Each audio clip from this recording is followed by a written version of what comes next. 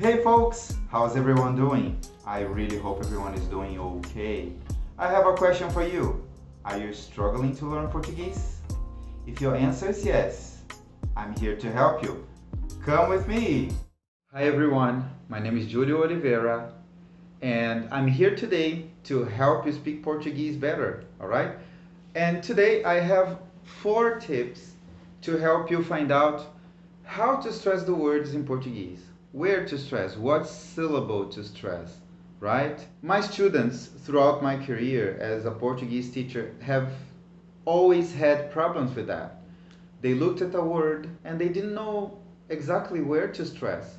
They didn't know, for example, if if by chance they were reading and they found the word macaco, they weren't sure if the right pronunciation or the right stress for the word macaco would be macaco or macaco or macaco, because there is no indication, there's nothing showing like where to stress exactly, right? But today I'm gonna give you 4 tips that will help you find out um, the stress of each word. uh, you know, the stress of most of the words in Portuguese. All right? Let us say 99%, which is a great help, isn't it? Well, the first tip and the most important one is we have a tendency for palavras paroxítonas in Portuguese. Uh, Paroxytonic words. What does that mean? Palavras paroxítonas are words that are stressed in the second last syllable.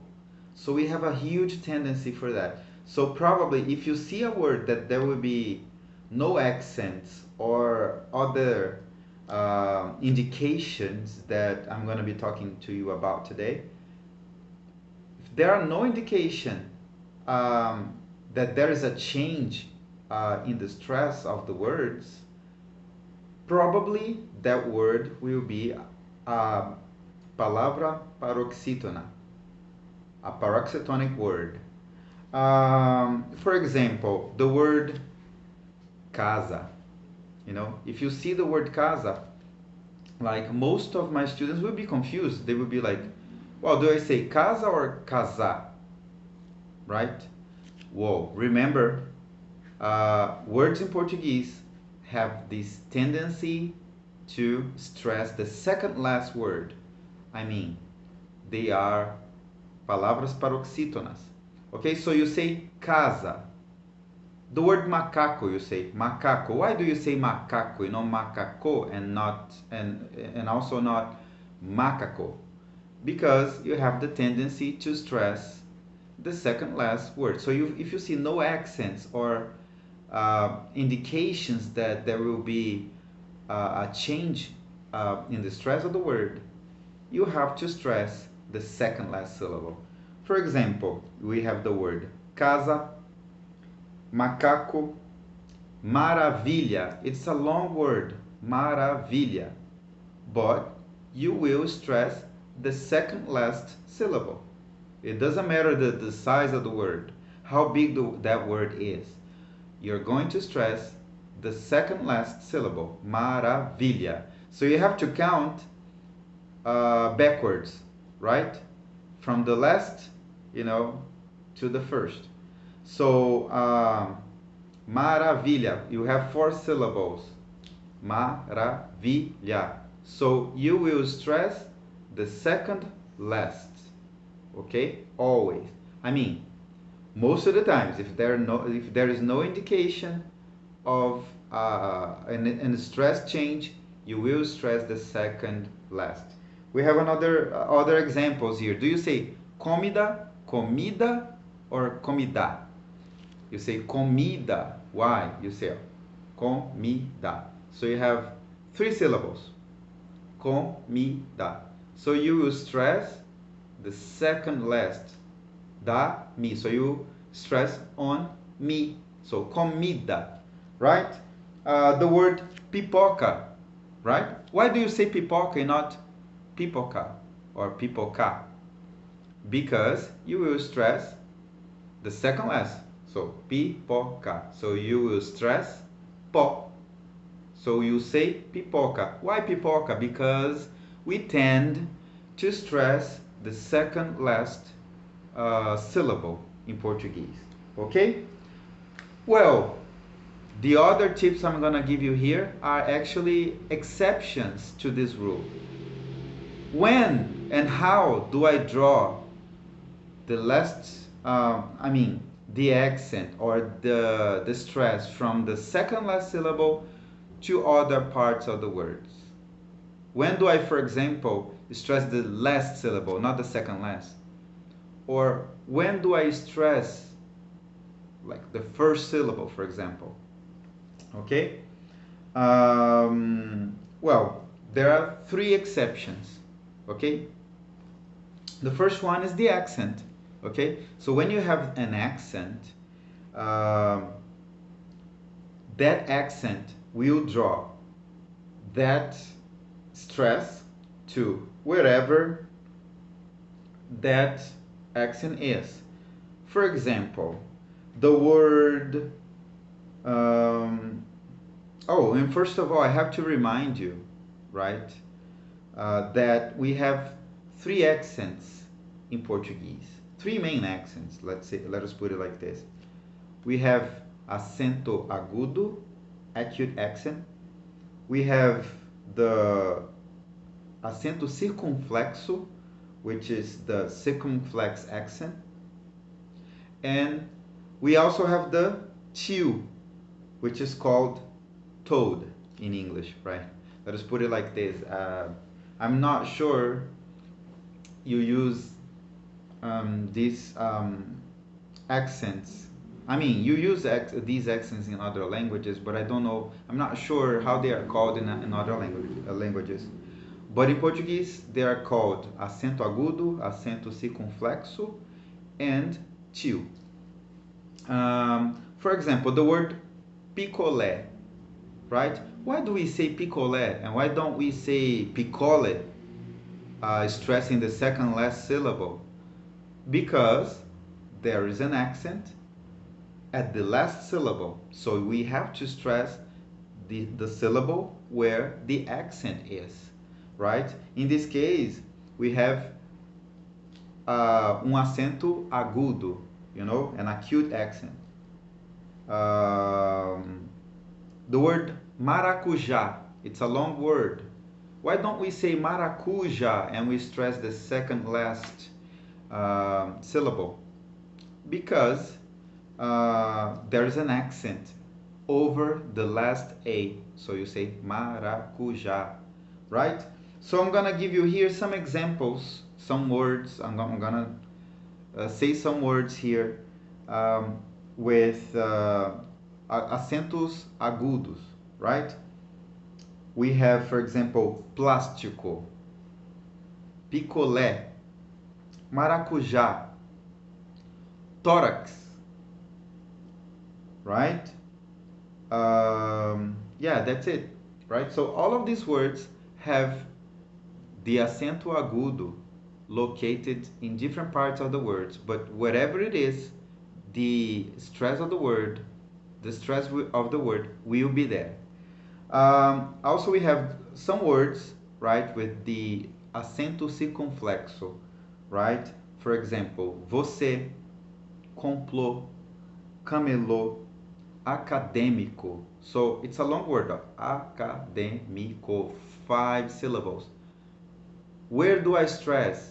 Academ. Why then? Why don't I say acadêmico? Why not me? Why don't I stress me? Because there is an accent over the I. Academ. So you have to stress that word, acadêmico. We also have words with the accent till. For example, the word maçã, coração, galã, avelã, right? This accent, the till, makes the the sounds of the vowels nasalized.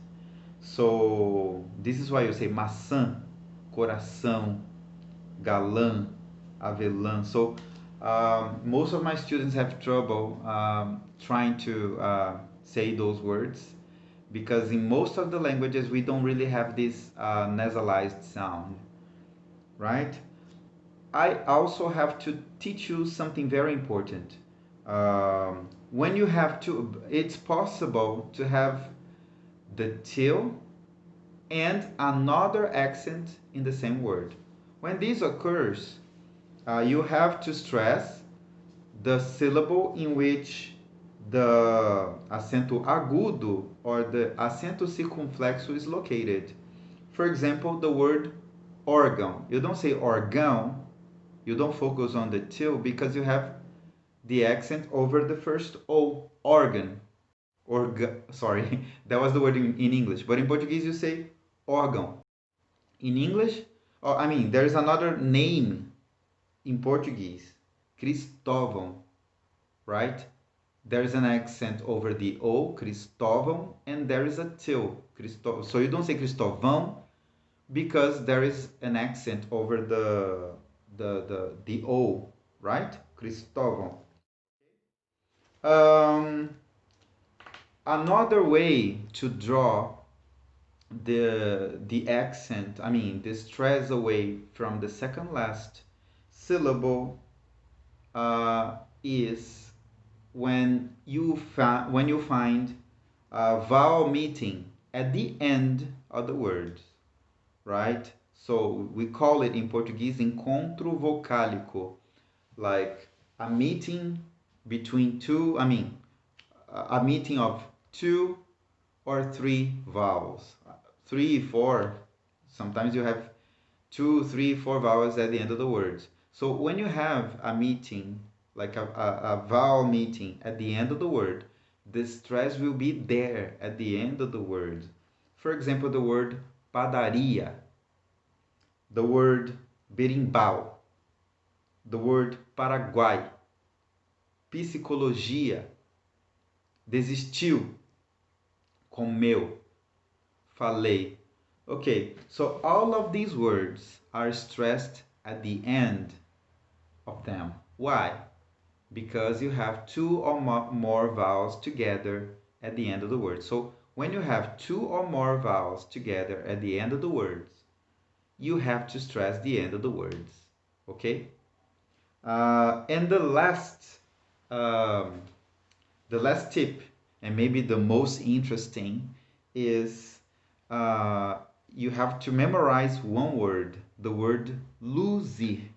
And the word luzir in English means to glow or to shine, right? So if you memorize the word luzir, you will find 5 letters, right? L-U-Z-I-R. Why are those letters so important? They are important because if you find those letters at the end of the words, that draws the stress of the words to the end of the words as well, right? For example, the word papel. Why don't I say papel? Following the first rule I gave you today, the paroxítona word. Why don't I say papel and I say papel? I say papel because there's an L from the word luzir at the end of the word.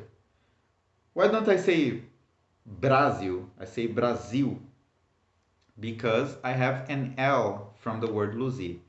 So I'm gonna give you some words. So I have papel, Brasil, casal, the 3 words, and in L. So this is why you have to stress the last syllable of the word.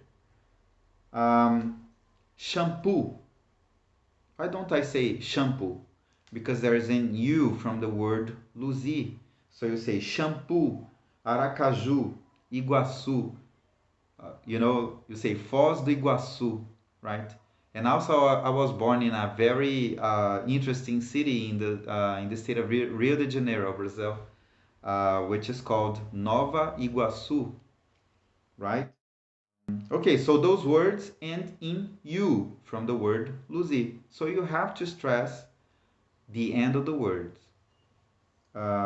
You also have words ending in Z from the word luzir. For example, rapaz, avestruz, estupidez, right? Those are words ended in Z. So therefore, you have to stress the last syllable, okay? And also words ending in I, like sushi, paraty, abacaxi. Why don't I say, for example, abacaxi, stressing the second last syllable? Because I end the word abacaxi ends in I from the word luzir, okay? So this is why you say abacaxi and not abacaxi. Okay, also we have words ended in R, right? For example, the big word computador. Why do I say computador and not computador, right? Why don't I stress the second last syllable? Because the word computador ends in R from the word luzir. You know, computador. All of the verbs in Portuguese end in R. For example, comer, jogar, partir, trabalhar. Why do we always stress the end of the words? Because these words are ended in R, right? So that's why you stress the last word, the last syllable. So you say computador, jogar, trabalhar, and that's it. Like uh, this is why it's so important to keep in mind uh, those tips to help you find out where to stress the words. Well, that's it for today. I hope I have been very clear for you. I hope these tips will help you find out where to stress the words.